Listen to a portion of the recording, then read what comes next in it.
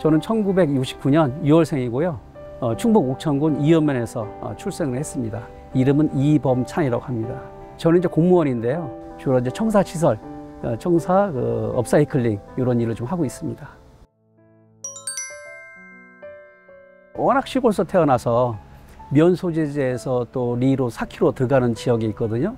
그러다 보니까 전기도 제 기억에는 초등학교 4학년 때 들어온 걸 기억하고 있어요. 좀 척박하게 살았죠. 그래서 유년 시절은 뭐 이렇게 썩 좋은 기억은 없고 좀 고생한 기억. 이제 그 학교를 간다든지 또 생활했을 때 여러 가지 어려움이 있었다는 말씀을 좀 드리겠습니다. 예.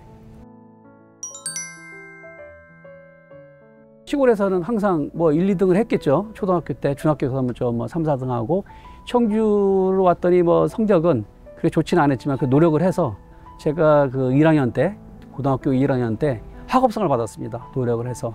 그래서 굉장히 그 열심히 해서 이제 고등학교 3년을 마치고 또 인근에 있는 지역에 있는 대학을 진학을 하고 전공으로 이제 건축공학을 전공했습니다. 첫 번째 들어온 부서가 이제 회계과 청사시설팀 막내로 들어왔었죠. 막내로 들어왔을 때 가장 그 현안 사업이 학사 건립이라고 있었습니다. 충북 학사. 그 당시 기억으로는 그 4인 일실을 2인 일실을 바꾸고자 노력해서 한 게 현재 서서울 학사. 옛날에 이제 충북 미래관이라고 되어 있습니다. 그때가 이제 270명에서 360명으로 옮긴 역사적인 사건이 그때 2009년도에 있었습니다. 그 이유로 왜 힘들었냐면 서울 시내에 부지를 사서 땅을 사서 건물 500억 원짜리를 짓는다는 게 쉽지는 않았거든요. 그거를 우리 행정행위로 잘 풀어가지고 땅도 사고 건물도 잘 짓고 그래서 학생들의 보금자리를 만들어줬다는 거는 지급했을 때는 가장 큰 기여로 이렇게 남아 있습니다. 네. 30년 전에 도청은 그 당시에도 연면적은 도청 연면적 3만 제곱미터. 그리고 건축 연면적 3만 2천 제곱미터로 이렇게 꾸며져 있을 때거든요. 그 당시에 와 보니까 굉장히 열악했죠. 열악해서 그 당시에 제안을 했습니다. 상당공원에다가 건물을 짓는 방법, 신관을 리모델링해서 하는 방법. 그 당시에는 이제 용역을 많이 했었죠. 용역을 하고 있었기 때문에 그 실행 가능성이 없는 계획을 많이 했었죠. 실행을 못 하고 있는 시절이었습니다. 처음에 들어왔을 때는. 네. 교통체계 개선을 해서 차는 들어오면 빨리 주차를 하고 주차장이 없으면 빨리 회차해서 나가게 되면 차가 눈에 안 보이거든요. 빨리 주차를 하는 거니까. 그게 교통체계 개선 사업이라고 같이 이제 사업을 하고 있습니다.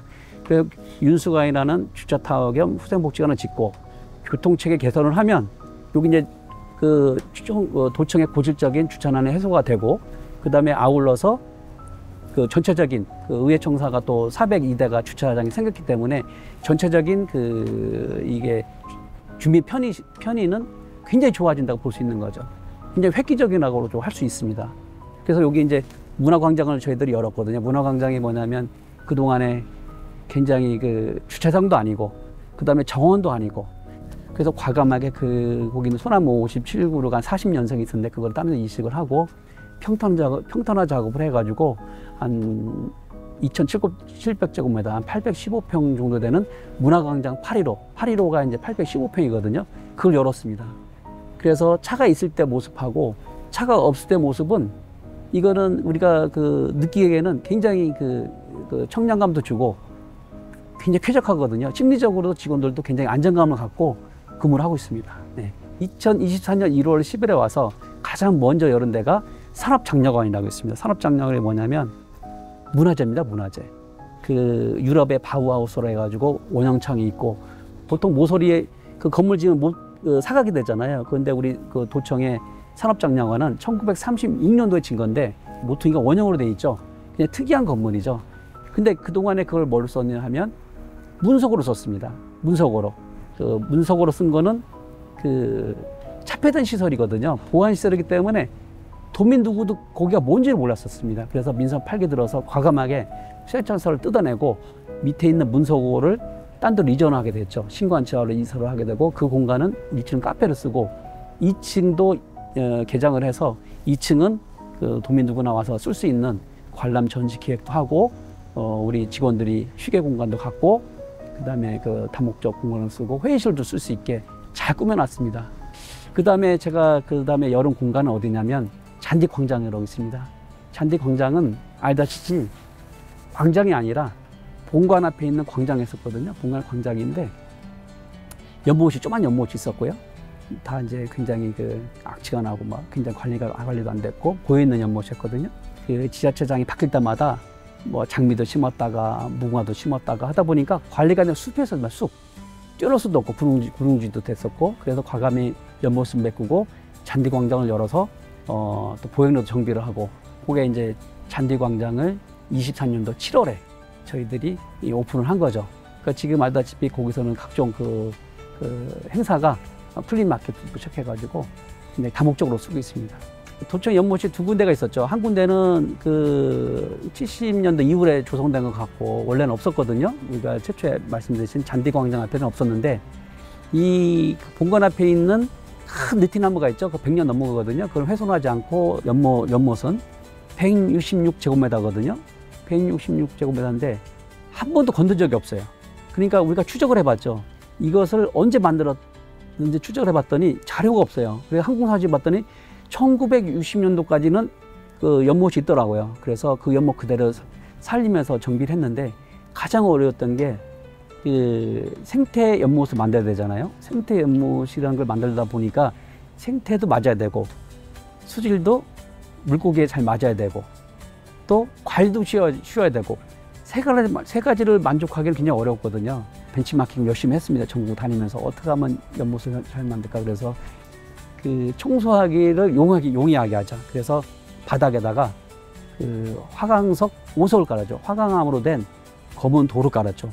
돌을 깔아서 색깔을 최대한 자연과 맞게 그다음에 그 안에 보면 큰 웅덩이 1.2에서 1.3m 큰 웅덩이를 만들어줘서 그 겨울에는 얼어 죽지 않게 하고 여름에는 뜨겁지 않게 그래서 그 웅덩이를 해주고 아무리 우리가 청소를 열심히 한다 하더라도 유기물질이 발생하거든요. 먹이 찌꺼기에 배설물이 나온 것이 이제 그 순환시키거든. 순환시키다 보니까 그 가장자로 모이게 되거든요. 모이는 것을 불의 옥잠이라는 게 다 먹어 치우는 거예요. 그러니까 불의 옥잠 키가 40cm, 50cm가 되거든요. 그래서 완전한 생태 연못으로 정착을 했고 또 그 연못 정원에는 철갑상어가 1m 넘는 것이 3마리 살고 있어요. 3마리. 철갑상어를 도심에서 볼 수 있는 경우는 아마 대한민국의 관공서에는 거의 없을 거라 보거든요.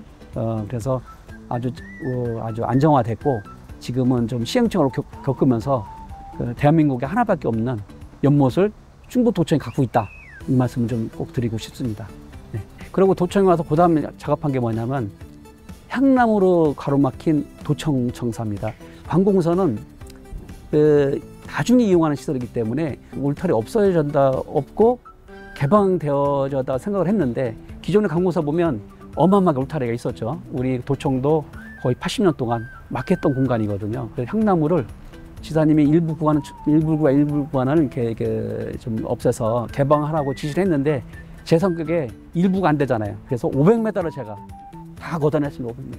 굉장히 저항이 있었죠. 환경단체도 저항이 있었고 저항이 있었지만 울타리를 걷어내고 나니 공간이 보이고 그 공간을 어떻게 쓸지를 연구하다 보니까 탄생한 공간이 쌈지광장이라고 있습니다. 서문 앞에 쌈지광장이 탄생하게 된 거죠. 도민이 아주 이용하고 걷기 편하고 거기서 플리마켓이라든지 뭐 행사라든지 그 도민이 다 볼 수 있거든요.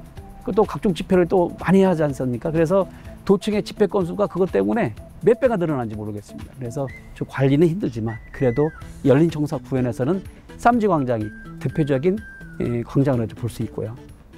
보통 관공서 옥상하면 보통 뭐가 있냐?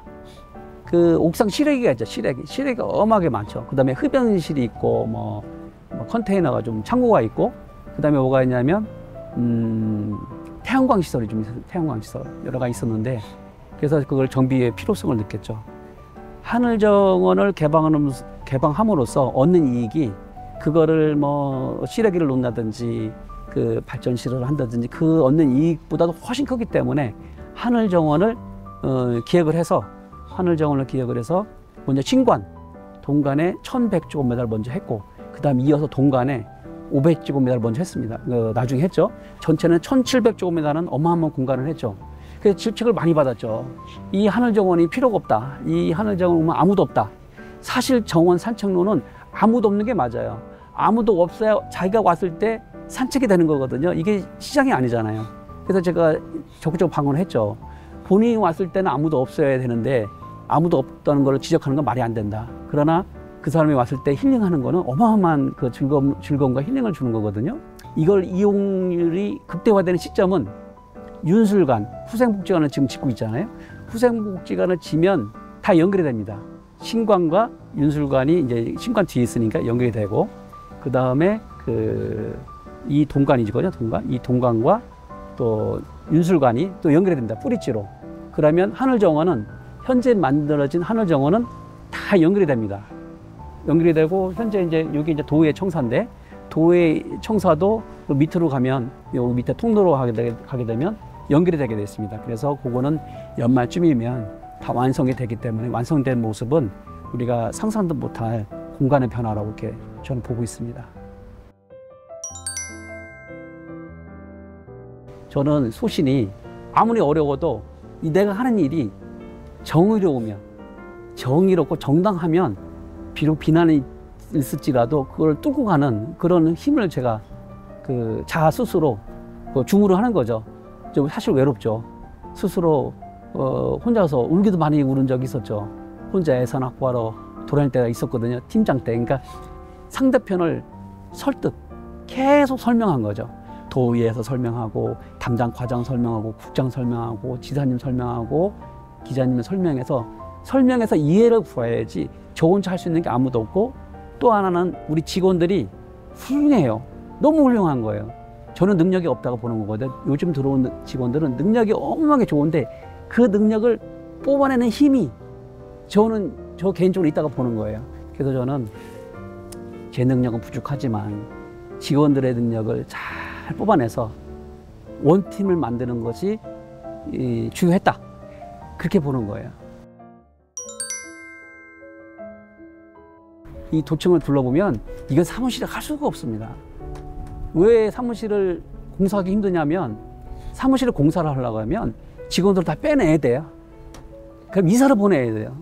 근데 어마어마한 일이거든요. 이사를 간다는 거는 다 극도로 싫어해요. 그러다 보니까 과거 선배나 그 전임자나 전임자들은 보수만 했던 거죠. 그러다 보니까 이게 도청이 개청한 지 88년 동안 그냥 중축만 계속 한 거죠. 리모델링을 한 적이 없어요. 해도 조금만 했고.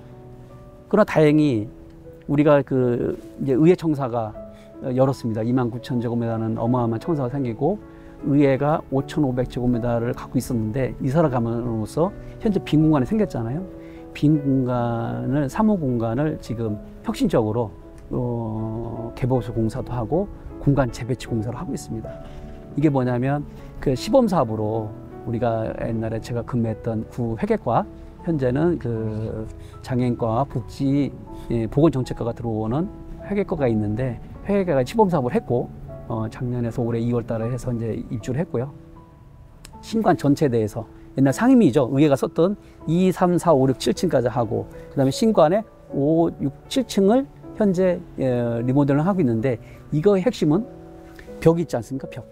벽을 다 헐어내는 거예요. 벽을 헐어내면 중축 안 하더라도 10%의 연면적 증축 허가가 있습니다. 그래서 오픈 플랜으로 해가지고 어마어마한 지금 공사를 하고 있는데, 사업비 들인 만큼 우리가 디자인을 잘 했거든요.